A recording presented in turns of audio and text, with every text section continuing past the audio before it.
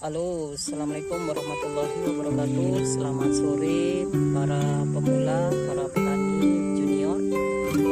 Pada sore yang berbahagia ini kita akan belajar mengenai proses dalam pengolahan tanah.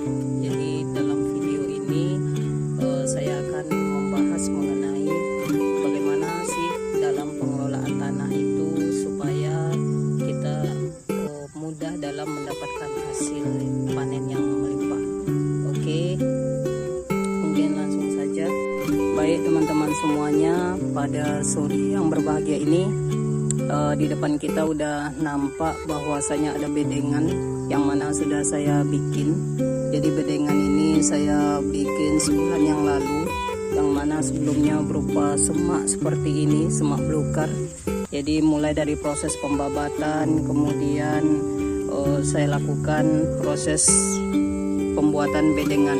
Nah, jadi dalam proses pembuatan bedengan itu setidaknya kita harus mengerti bagaimana ukuran bedengan itu yang bagus untuk pengelolaan tujuan kita menanam cabai rawit. Jadi ukurannya itu pada normalnya adalah 1 meter banding 1 meter. Jadi 1 meter bedengan ini, kemudian setidaknya di sini untuk selokannya itu berjarak sekitar 80 cm. Nah, jadi di sini ada 9 atau 11 bedengan yang sudah saya bikin.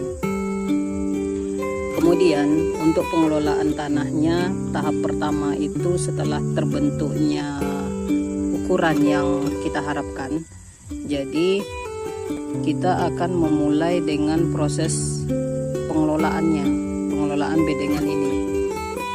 Tanah yang kita bentuk tentu adalah tanah yang masih berupa gumpalan-gumpalan seperti ini.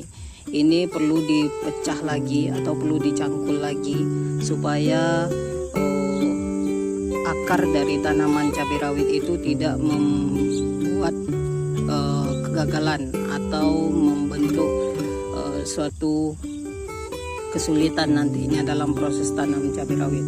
Nah, jadi tanah yang sudah kita hancurkan ini istilahnya baru sekitar 70% lah, 70%, karena di sini sudah saya bikin sudah saya taburkan kapur dolomit sama pupuk NPK Mutiara.